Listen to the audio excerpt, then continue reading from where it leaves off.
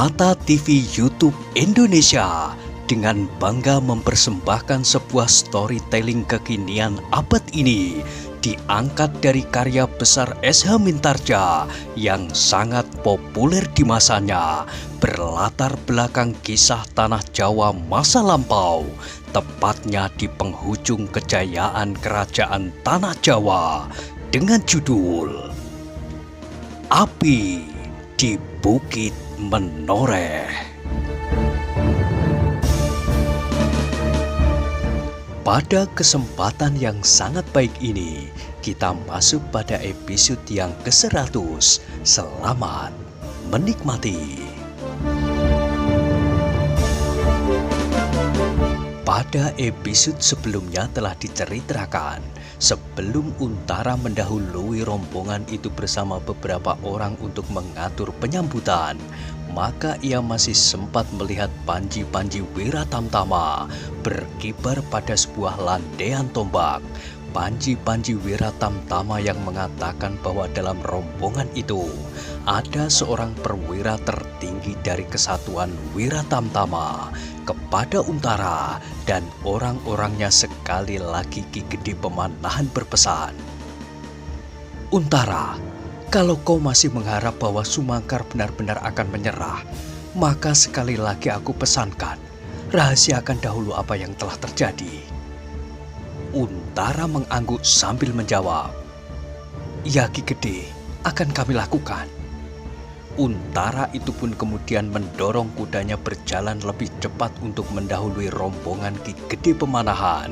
Beberapa saat kemudian, mereka berpacu memasuki lorong-lorong di dalam induk Kademangan Sangkal Putung menuju ke Banjar Desa. Beberapa orang melihat Untara dengan berbagai pertanyaan di dalam hati. Para prajurit yang berada di alun-alun beserta anak-anak muda Sangkal Putung memalingkan kepala mereka sejenak. Tetapi ketika mereka melihat Untara sedang berpacu, maka kembali mereka bercakap-cakap di antara mereka. Orang-orang yang berada di alun-alun itu sama sekali tidak tahu apa sebenarnya yang telah terjadi.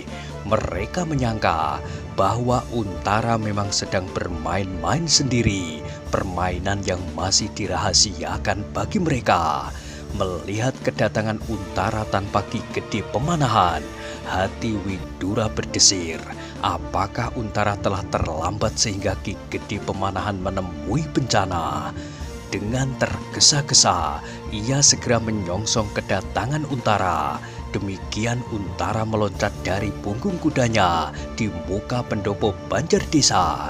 Terdengar Widura bertanya perlahan-lahan, "Apakah kau terlambat, Untara?" Untara mengerutkan keningnya. Jawabnya dengan nada rendah, "Ya, Paman." "Hei!" Darah Widura serasa membeku. "Lalu bagaimana dengan Ki Gede Pemanahan?" "Sebentar lagi Ki Gede akan datang." "Oh," Widura menghela nafas. "Jadi Ki Gede Pemanahan tidak apa-apa." Baru Untara kini menyadari bahwa jawabannya telah mengejutkan Widura. Maka katanya, "Tidak, Paman. Ki Gede Pemanahan tidak mengalami cedera. Tetapi aku sebenarnya datang terlambat. Orang-orang Jipang telah terusir." Widura mengangguk-anggukkan kepalanya. Terasa dadanya menjadi lapang. Dengan mengelus dada ia berkata, "Dadaku selama ini serasa akan meledak. Syukurlah kalau Ki Gede Pemanahan tidak mendapat cedera apapun. Apakah Ki Gede akan segera memasuki Banjar Desa?" "Iya, Ki Gede akan memasuki Banjar Desa. Ki Gede menghendaki apa yang terjadi tetap dirahasiakan," sahut Untara sambil memandang berkeliling kepada para petugas yang berdiri agak jauh daripadanya yang memancarkan pertanyaan lewat sorot mata mereka. Tetapi mereka tidak mendengar percakapan itu. Akhirnya Untara itu pun berkata, "Kita sekarang harus segera menyiapkan penyambutan, Paman." Widura menyadari bahwa waktu telah menjadi sangat sempit Karena itu maka kemudian ia memanggil salah seorang dari para petugas yang berdiri di muka pendopo itu. Ketika orang itu telah menghadap di depannya, maka katanya, "Bunyikan tanda bagi para prajurit di alun-alun." Orang itu memandang Widura dengan herannya. Tanda apakah yang harus dibunyikan? Karena itu maka ia bertanya, "Ki Widura, tanda apakah yang harus aku bunyikan? Tanda untuk berperang atau tanda untuk bubar dan kembali ke pondok masing-masing?" Widura mengerutkan keningnya, kemudian baru disadarinya bahwa perintahnya kurang lengkap. Tanda bahwa akan datang tamu agung di Banjar Desa ini. Tamu agung? Ya. Siapa? Cepat, kau akan melihat nanti. Orang itu tidak bertanya lagi. Segera ia berlari-lari kecil ke sisi halaman di samping gandok. Dengan serta-merta diraihnya pemukul kentongan sebesar lengannya, dan dengan sekuat-kuat tenaganya dipukulnya kentongan itu dalam irama 3-2. Para prajurit yang berada di alun-alun beserta para anak-anak muda Sangkal Putung dan setiap orang yang berdiri mengitari alun-alun itu terkejut. Mereka telah mengenal tanda itu, tanda bahwa akan ada tamu yang datang di kademangan mereka. Sesaat mereka saling berpandangan, kemudian terdengar bisik di antara mereka. Siapakah yang bakal datang? Semua orang saling menggelengkan kepala mereka. Mereka sama sekali belum mendengar siapa yang bakal datang ke kademangan itu. Hanya 1-2 orang kepala kelompok yang sudah mendengar berita kedatangan Ki Gede Pemanahan. Namun mereka pun berpura-pura menggelengkan kepala mereka pula. Namun tanda itu masih bergema terus. Karena itu, maka segera para prajurit dan anak-anak muda Sangkal Putung mengatur diri dalam barisan yang teratur menurut susunan masing-masing. Sedang orang-orang yang berdiri menonton di sekitar alun-alun itu pun segera mendesak maju. Untara dan Widura beserta beberapa orang pun kini telah berada di regol halaman. Mereka menanti kedatangan Ki Gede Pemanahan beserta rombongannya dengan berdebar-debar. Apalagi Untara yang mengetahui bahwa rombongan yang datang dari Pajang itu telah tidak utuh seperti semula. Ada di antara mereka yang kini terpaksa ditinggalkan karena luka-luka mereka. Bahkan ada di antara mereka yang terbunuh. Bukan hanya itu yang menggelisahkan Untara. Ketika ia menengadahkan wajahnya, maka dilihatnya matahari telah terlampau tinggi. Kalau matahari itu mencapai puncaknya, maka Ki Sumangkar dan sebagian orang-orang Jipang harus diterimanya. Tetapi sudah tentu Untara tidak dapat meninggalkan halaman itu sebelum Ki Gede Pemanahan datang.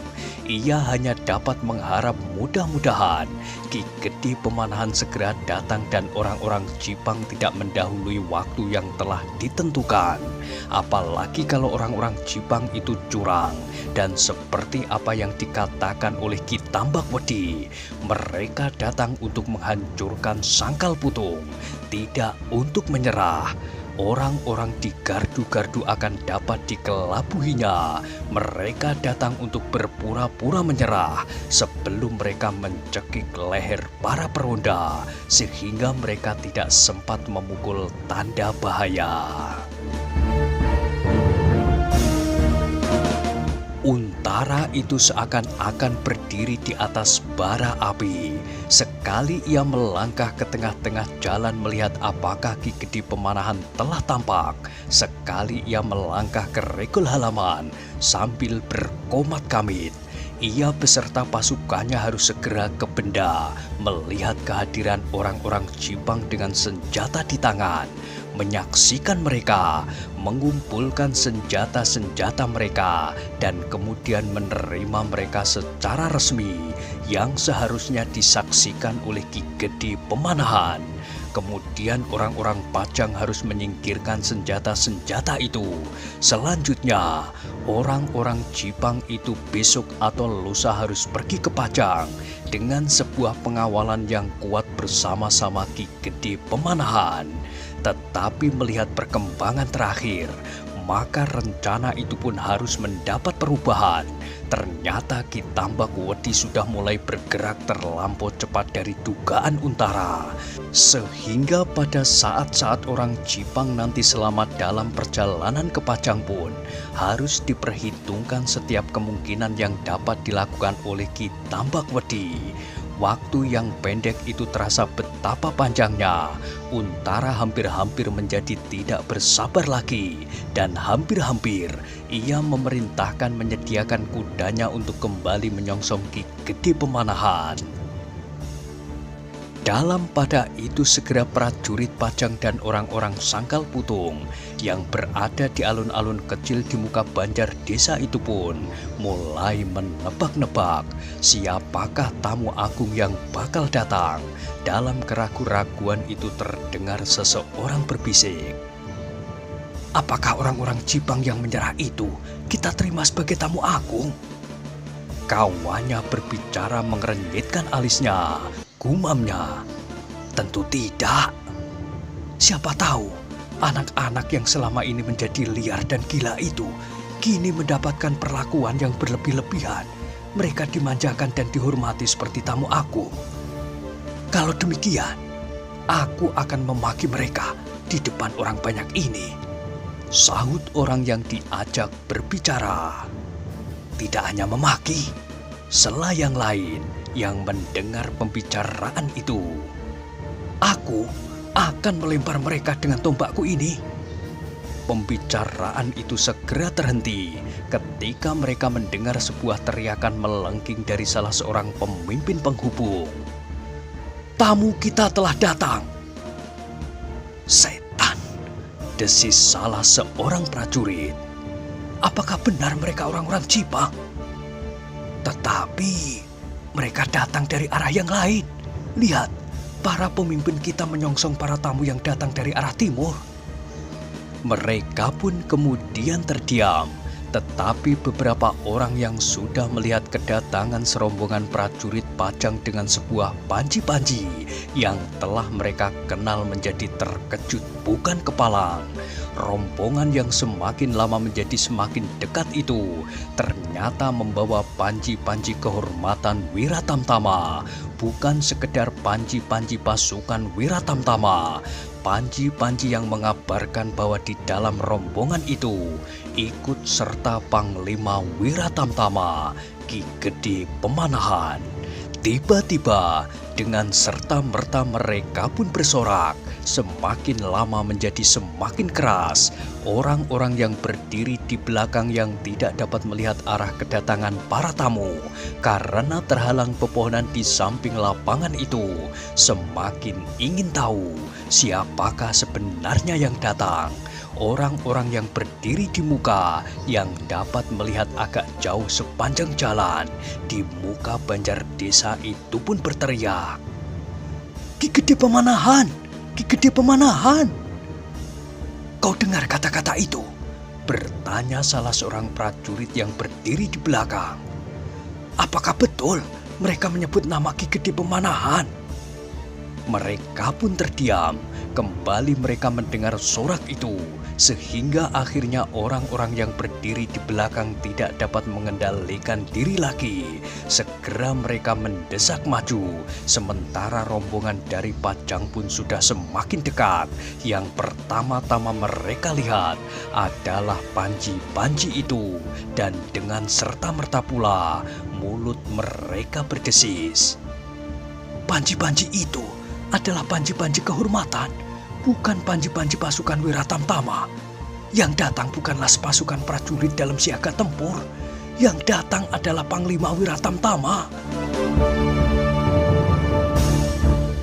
Sejenak kemudian para prajurit itu terpesona. Mereka sama sekali tidak menyangka bahwa panglima mereka yang namanya selalu tergores di dalam dada mereka setiap prajurit Wiratamtama datang mengunjungi desa terpencil itu. Karena itu maka hati mereka pun menjadi menggelegak oleh suatu kebanggaan. Tetapi kenapa kedatangan Ki Gede Pemanahan tidak dalam suatu sikap kebesaran dengan pengawal segelar sepapan dan segala macam tanda-tanda yang lain? Kawannya menggelengkan kepalanya, namun tiba-tiba ketika Ki Gede Pemanahan sudah semakin dekat, tanpa mereka sengaja, mulut-mulut mereka itu pun telah berteriak, "Ki Gede Pemanahan!" Ki Gede Pemanahan tersenyum di atas punggung kudanya. Ditatapnya gairah yang menyala dalam penyambutan yang sederhana itu. Justru karena kedatangannya tidak diduga-duga, maka sambutan para prajurit Pajang dan orang-orang Sangkal Putung meledak seperti ledakan gunung berapi. Mereka berteriak-teriak boto rubuh. Mereka melambaikan tangan-tangan mereka, bahkan senjata-senjata mereka. Ki Demang Sangkal Putung bahkan menjadi seolah-olah membeku. Kedatangan Panglima Wiratamtama di Sangkal Putung adalah suatu kehormatan yang tidak terkira. Karena itu, karena kebanggaan orang-orang Sangkal Putung dan para prajurit Pajang atas kunjungan Ki Gede Pemanahan, Panglima Wiratamtama, maka sambutan mereka pun meledak tanpa terkendali. Sorak yang gemuruh, pekik yang seolah-olah memecahkan selaput kuping. Sejenak kemudian maka banjar desa itu pun segera menjadi ribut. Para petugas menjadi terlampau sulit untuk menahan arus-arus orang-orang Sangkal Putung yang akan menerobos masuk ke halaman. Bahkan kemudian para prajurit Pajang terpaksa berdiri berjajar rapat di pintu regol untuk mencegah orang-orang yang tanpa terkendali memasuki halaman yang tidak terlampau luas. Tetapi dalam pada itu, Ki Demang Sangkal Putung mempunyai kesibukan yang lain. Ia belum siap sama sekali bagaimana ia nanti akan memberikan hidangan yang pantas kepada Panglima Wiratamtama itu. Sehingga dengan agak kisruh, ia dengan tergesa-gesa bertanya kepada Widura, "Adi Widura, apakah yang harus kami hidangkan nanti kepada tamu agung kita?" Widura mengerutkan keningnya, kemudian jawabnya, "Ki Gede Pemanahan adalah orang yang tidak banyak memperhatikan masalah-masalah yang demikian. Hidangkan saja apa yang akan Kakang Demang hidangkan kepada kita hari ini. Nasi seperti biasa kita makan, dan minum seperti yang biasa kita minum."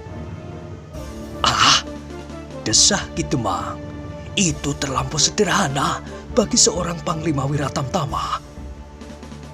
"Ki Gede Pemanahan adalah seorang prajurit," sahut Widura. "Ia bukan prajurit di dalam bilik perang di Pajang untuk mengatur gerak prajuritnya sambil duduk memintal kumis. Ki Gede Pemanahan adalah seorang prajurit medan. Karena itu, maka Ki Gede Pemanahan tidak akan pernah menilai hidangan yang dihidangkan kepadanya." Ki Demang Sangkal Putung mengangguk-anggukkan kepalanya. Meskipun demikian, namun keningnya kemudian dibasahi oleh keringat dingin yang mengalir tak henti-hentinya. Dengan serta-merta dipanggilnya Swandaru sambil berkata, "Swandaru, pulanglah ke Kademangan sejenak. Berkatalah kepada ibumu dan adikmu Sekar Mirah, buatlah hidangan yang agak pantas untuk Ki Gede Pemanahan dengan rombongan dari Pajang." "Hidangan apa, Ayah?" "Makanan, makan siang dan minuman." "Rujak degan." "Jangan mengigau, itu hanya kesukaanmu sendiri." Ki Demang terkejut bukan buatan ketika seorang anak muda yang ternyata memisahkan diri dari rombongannya dan berjalan di halaman itu menyahut, "Ayah senang sekali rujak degan." Ki Ki Demang memandangi anak muda itu dengan mata hampir tak berkedip. Ia melihat lengan baju anak muda itu membekas darah dan bahkan kainnya pun terkena percikannya pula. Tetapi wajahnya masih juga memancarkan sebuah senyuman yang segar. Ketika dengan ragu-ragu Ki Demang ingin menanyakan siapakah anak muda itu, maka terdengar pula suara yang lain di belakangnya. Ki Demang, anak muda inilah yang bernama Sutowijoyo dan bergelar Mas Ngabe Loreng Pasar. Oh, Ki Demang itu berdiri sejenak dengan mulut ternganga. Inilah anak muda yang telah berhasil menyobek perut Pangeran Haryo Penangsang, Adipati Jipang. Suwandaru yang mendengar nama itu dadanya bergetar. Tiba-tiba ia meloncat maju sambil menganggukkan kepalanya dalam-dalam. Dengan hormatnya ia berkata, "Aku mengagumi Tuan melampaui segala-galanya." "Ah," anak muda itu berdesah. Katanya kemudian, "Bagaimana dengan rujak degan itu?" Suwandaru menjadi tersipu-sipu, tetapi ternyata Sutowijoyo mendesaknya. "Kami terlampau haus. Apakah di sini ada kelapa muda? Aku juga bisa memanjat untuk memetiknya." "Jangan, jangan," cegah Suwandaru. "Aku anak Kademangan ini. Aku sudah terlalu biasa memanjat batang kelapa." Suwandaru tidak berkata-kata lagi. Segera ia berlari-lari ke halaman belakang Banjar Desa. Kepada beberapa orang dimintanya untuk segera menurunkan beberapa kelapa muda seperti yang diminta oleh Sutowijoyo. Dalam pada itu, Raden Sutowijoyo yang masih berada di halaman memandangi anak muda yang telah memperkenalkannya kepada Ki Demang Sangkal Putung. Anak muda itu dilihatnya datang bersama-sama dengan Untara ke Bulat tempat mereka bertempur melawan orang-orang Jipang. Tetapi anak muda itu belum dikenalnya dan anak muda itu tidak berpakaian atau bertanda apapun sebagai seorang prajurit. Karena itu, maka dengan serta-merta ia bertanya, "Bukankah kau yang datang bersama Kakang Untara?" Anak muda itu menganggukkan kepalanya. "Iya, Tuan." "Siapakah namamu?" "Agung Sedayu." "Apakah kau bukan seorang prajurit, meskipun di lambungmu tergantung sehelai pedang?" "Ya Tuan, aku bukan seorang prajurit Wiratamtama." "Apakah kau termasuk Laskar Sangkal Putung?" "Ya Tuan, meskipun aku bukan anak Sangkal Putung." Sutowijoyo mengangguk-anggukkan kepalanya. Kemudian kembali ia bertanya, "Dari manakah kau?" "Jati Anom."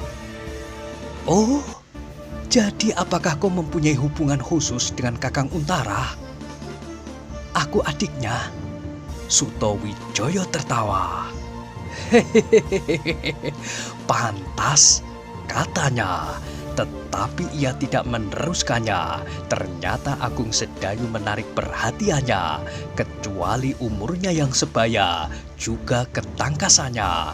Sutowijoyo melihat anak muda itu meloncat dari punggung kudanya, langkahnya dan pedang di lambungnya.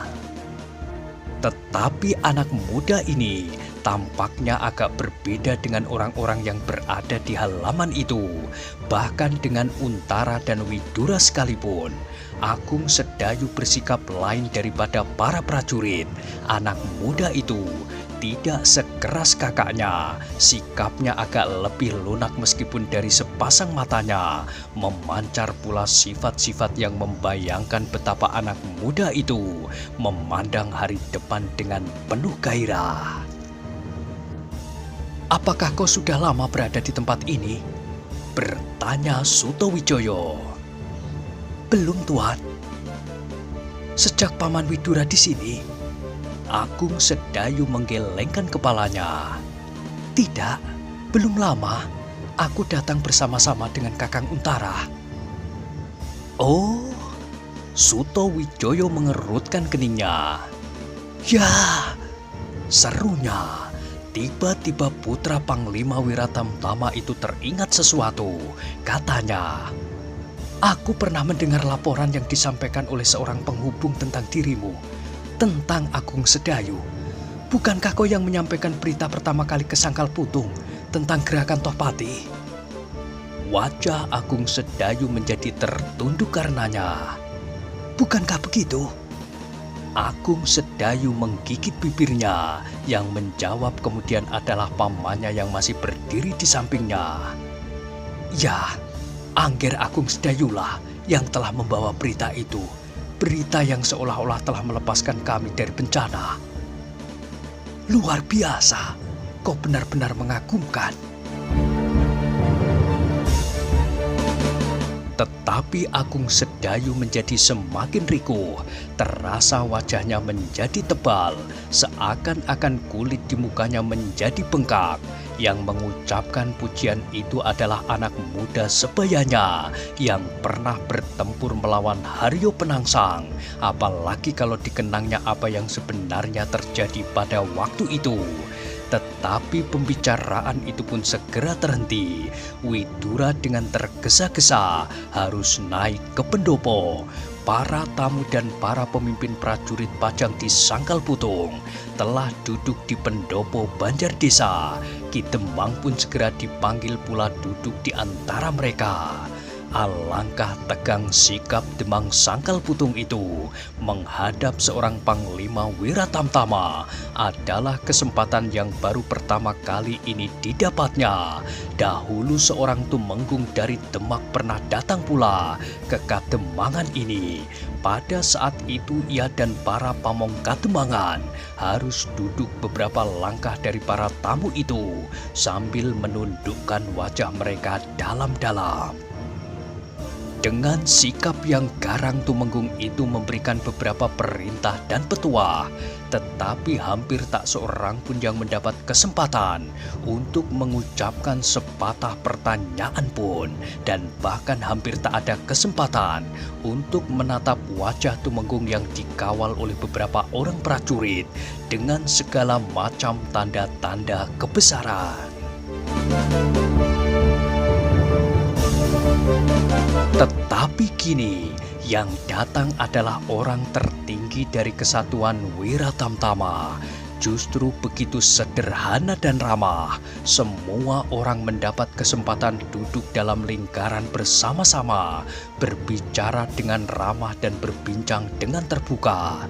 Namun dengan demikian, maka Ki Demang itu menjadi semakin hormat kepada Panglima yang sederhana ini. Namun dalam pada itu, Untaralah yang seolah-olah dibakar oleh kegelisahannya. Meskipun Ki Gede Pemanahan selalu mendengarkan pendapat orang lain, namun ia tidak berani mengemukakan persoalan orang-orang Jipang itu. Terlampau segera, Ki Gede Pemanahan baru saja duduk di pendopo itu. Belum lagi minuman dihidangkan. Setelah Ki Gede dan para prajurit yang mengawalnya bertempur dengan orang-orang Jipang yang dipimpin oleh Ki Tambakwedi, sekali-kali Untara itu memandangi Ki Demang Sangkal Putung dan Widura berganti-ganti. Seakan-akan terpancarlah pertanyaan dari sorot matanya. Apakah tidak segera dihidangkan minuman untuk para tamu yang pasti kehausan setelah bertempur ini? Tetapi pertanyaan itu dijawabnya sendiri. Salahmu, kau tidak memberitahukan bahwa akan datang tamu agung dari Pajang, dan tidak kau katakan bahwa mereka habis bertempur di ladang jagung. Untara menarik nafas dalam-dalam, tetapi ia terkejut ketika kemudian beberapa orang naik ke pendopo untuk menghidangkan minuman yang tidak disangka-sangkanya, rujak degan. Untara mengerutkan keningnya, tetapi ia menarik nafas dalam ketika Widura berkata, Ki Gede, Putranda mengatakan bahwa Ki Gede sangat gemar minum rujak degan. Ki Gede Pemanahan tersenyum sambil mengangguk-anggukkan kepalanya. Ia menjawab, Sutawijaya berkata sebenarnya. Maka beredarlah mangkuk-mangkuk berisi rujak degan yang digulai dengan cairan legen mentah. Alangkah segarnya. Namun Untara sama sekali tidak merasakan kesegaran itu. Sekali-kali ia memandang bayangan matahari yang memanjat semakin tinggi. Apakah jadinya kalau orang-orang Jipang itu datang dengan tiba-tiba menyergap beberapa gardu perondaan? Meskipun ia yakin bahwa penjagaan induk Kademangan Sangkal Putung tidak akan dapat dengan mudah ditembus. Namun kesempatan mereka mendekati induk Kademangan adalah kesempatan yang amat merugikan bagi Sangkal Putung. Sifat dan sikap Sono Keling agak berbeda dengan Macan Kepatihan.